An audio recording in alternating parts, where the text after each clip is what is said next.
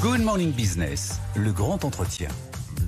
7h44 sur BFM Business et sur AMC Découverte. Notre invité aujourd'hui avec Raphaël Legendre, c'est Benoît Torlotin. Bonjour. Bonjour. Vous êtes directeur général de Bouygues Telecom. Vous avez publié les résultats hier avec un revenu moyen par abonné qui est stable, ce qui est en baisse sur le mobile et des résultats qui sont stables dans l'ensemble. On va parler des moteurs de croissance, notamment dans le fixe, dans un instant. Mais avant, on parlait dans les journaux de la 5G, de la 5G+, de la nouvelle 5G. Qu'est-ce que ça change? Est-ce que c'est un effet marketing? Il y a une ancienne 5G, une nouvelle 5G? Non, la 5G déjà c'est extrêmement utile aujourd'hui car ça apporte de la capacité à nos réseaux mobiles.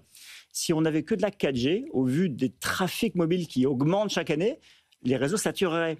Et donc on ajoute de la 5G partout où c'est nécessaire pour effectivement donner de l'oxygène à nos réseaux et pour que quand vous faites votre vidéo sur votre téléphone, ça ne sature pas.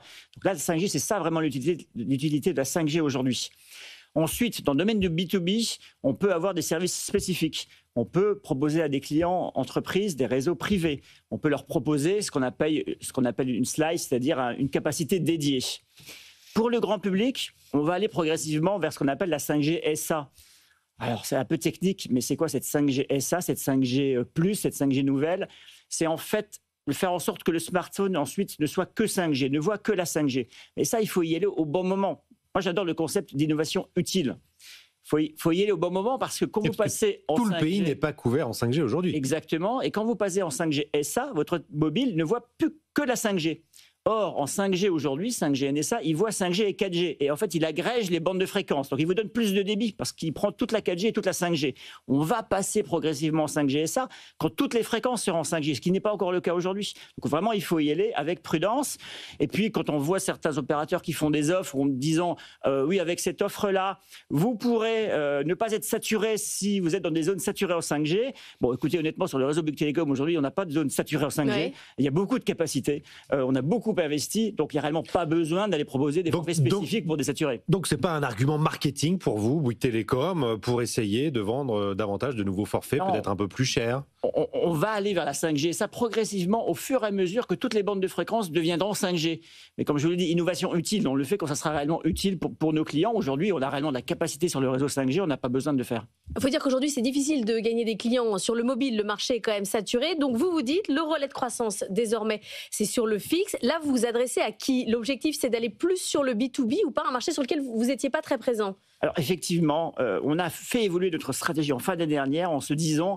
Maintenant, le fixe devient le premier moteur de croissance de Bouygues Telecom. Pourquoi? Parce qu'on a déjà des atouts, on a travaillé, on a investi des années dans le fixe, dans le réseau fibre, 38 millions de prises aujourd'hui, dans nos produits fixes, nos box aujourd'hui sont évalués comme étant les meilleurs en termes de Wi-Fi chez vous. Et donc là, maintenant, c'est des atouts sur lesquels on peut s'appuyer et on y a ajouté des innovations fortes, des prises d'initiative. On a créé pour le grand public 2 nouvelles catégories d'offres en fin d'année dernière. Une nouvelle catégorie sur les familles, c'est inédit, on est les seuls sur le marché à faire ça, et une nouvelle catégorie d'offres qu'on appelle pure fibre. Donc la fibre, rien que la fibre, pas de télé, pas de téléphonie fixe.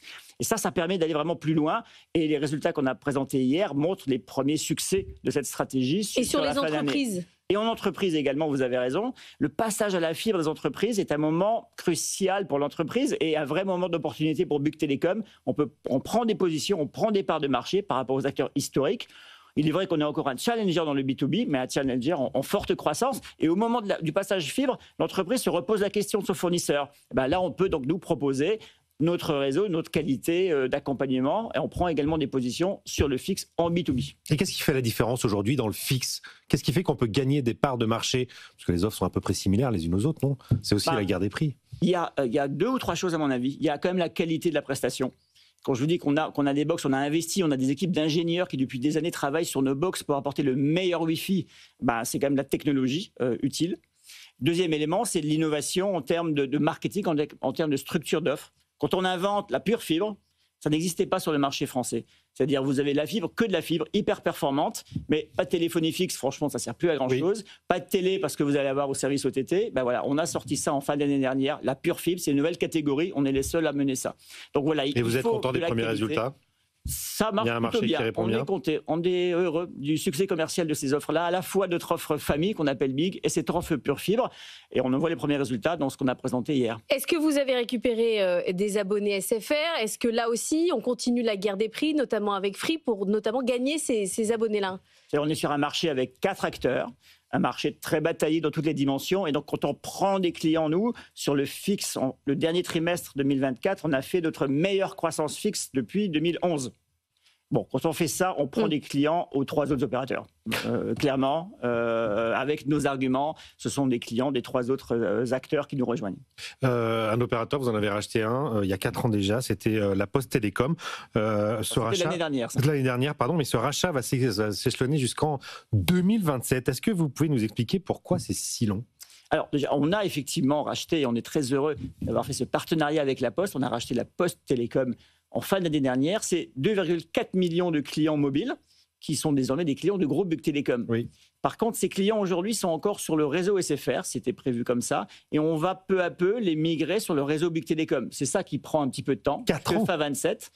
Parce qu'on y va progressivement, on veut que ce soit le plus transparent possible pour les clients. Pour eux, il n'y aura aucun changement. D'ailleurs, il n'y a aujourd'hui pas de changement en termes d'offres. En termes de marque, c'est toujours La Poste Mobile. Ça restera La Poste Mobile. Et on fera cette transition dans la douceur jusque fin 27.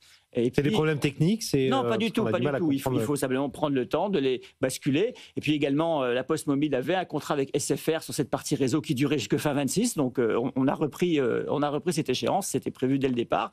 Et ce qu'on va faire, par contre, c'est avant la fin de cette année, on va lancer une offre fixe dans les bureaux de poste, une offre fixe sur le réseau Bouygues Télécom. Ça sera nouveau. Et c'est un vrai atout pour Bouygues Télécom d'avoir accès à ces 7000 bureaux de poste très répartis sur le territoire pour aller proposer notre offre fixe également. Sur les grosses consolidations, faire en sorte qu'il y ait moins d'opérateurs sur le marché français. Est-ce que vous avez l'impression que la Commission européenne évolue sur ce point-là ? Alors là, effectivement, il n'y aura consolidation sur le marché français peut-être que si déjà, avant tout, les règles de concurrence changent. Aujourd'hui, la doctrine de la Commission, c'est que 4 opérateurs dans un pays, c'est ce qu'il faut. Maintenant, on entend des voix qui s'élèvent autour de la Commission. L'Angleterre, qui n'est pas dans l'Union européenne, mais a fait évoluer cela. On verra. Mais aujourd'hui, concrètement et réellement, en termes d'actes ou de réel changement de doctrine, on ne la voit pas. Donc, attendons de voir ce qui va se passer. Il y a un grand sujet dans le secteur, c'est évidemment l'IA. On a eu le sommet au mois de février au Mobile World Congress de Barcelone. L'IA était sur toutes les lèvres. Quelle est votre stratégie chez Bouygues Télécom vis-à-vis de l'IA ? Vous avez signé un partenariat très récemment. Absolument. L'IA pour nos clients, tout d'abord. Moi, je suis persuadé que très rapidement, dans quelques années au moins, on aura tous un compagnon IA, un assistant IA sur notre smartphone qui nous guidera, qui nous donnera de l'information, qui fera des actions pour nous.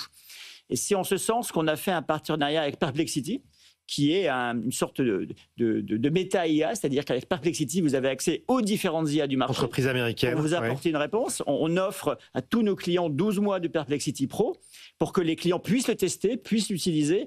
Je pense réellement que demain, notre vie personnelle ou professionnelle sera profondément modifiée par ça. On aura besoin pour être performant, pour être efficace. Donc, on a fait ça et tous nos clients aujourd'hui peuvent en bénéficier. Et donc, les applications très concrètes, c'est... Aujourd'hui, c'est un moteur de réponse. Vous lui demandez n'importe quoi, réellement, sur n'importe quel sujet, il va vous répondre en langage naturel de manière très structurée. Je l'utilise plusieurs fois par jour. Donc ça, aujourd'hui, c'est des réponses. Et puis demain, ça va être de l'action. Avec des agents IA, vous pourrez lui demander de vous organiser votre week-end, d'aller réserver vos billets de théâtre, de train, de vous réserver un restaurant. Il va le faire lui-même, en interaction avec vous. Donc ça va vous faire gagner un temps fou. Et c'est réellement un assistant dans votre vie. Un assistant personnel dans le téléphone. Et puis après, l'IA aussi, c'est pour nos propres process. On a mis en place ce qu'on appelle une IA Factory chez Bouygues Télécom pour que tous les métiers, on regarde en quoi ça peut aider nos collaborateurs dans leurs tâches au quotidien. Mais vraiment tous les métiers, des métiers techniques, mais aussi des métiers marketing, communication, juridique, RH. Réellement, on a plus d'une centaine de cas d'usage aujourd'hui où on peut commencer à utiliser l'IA. Dernière question, parce qu'il nous reste 30 secondes sur Elon Musk. On parle beaucoup ce matin encore de souveraineté, de questions de défense. Avec Starlink, il propose de se passer des opérateurs, d'aller directement se connecter aux satellites. Est-ce que vous le voyez comme un concurrent direct ? Est-ce qu'il vous fait peur ? Alors, je pense que les notions de souveraineté sont absolument importantes sur nos sujets technologiques. Par exemple, Bouygues Télécom est actionnaire de NumSpot, qui est un cloud souverain de confiance, pour effectivement faire en sorte qu'on ait accès très confidentiel aux données. Donc, sur le cloud, par exemple, c'est hyper important. Et sur le satellite, vous savez, la France est très, très bien couverte en fibre, très, très bien couverte en réseau mobile. Donc, s'il y a besoin de satellite, c'est très marginal. voilà, l'ensemble du territoire, beaucoup plus que dans d'autres pays aujourd'hui. C'est un sujet français, en fait. Réellement, c'est totalement marginal. Nous, de notre côté, on a un partenariat avec Starlink pour le B2B, parce que quand vous allez couvrir un client entreprise qui a besoin de couvrir plusieurs centaines de sites, parfois il y a quelques sites qui sont vraiment isolés, dans lesquels on va leur proposer du Starlink, ou pour faire un backup par rapport à une connexion fibre. Et pas de l'Eutelsat. On discute avec l'ensemble des opérateurs satellites, donc pour l'avenir, peut-être compléter cette offre-là. Merci beaucoup d'être venu ce matin dans la matinale de Merci. l'économie. Benoît Torlotin, le directeur général de Bouygues Télécom.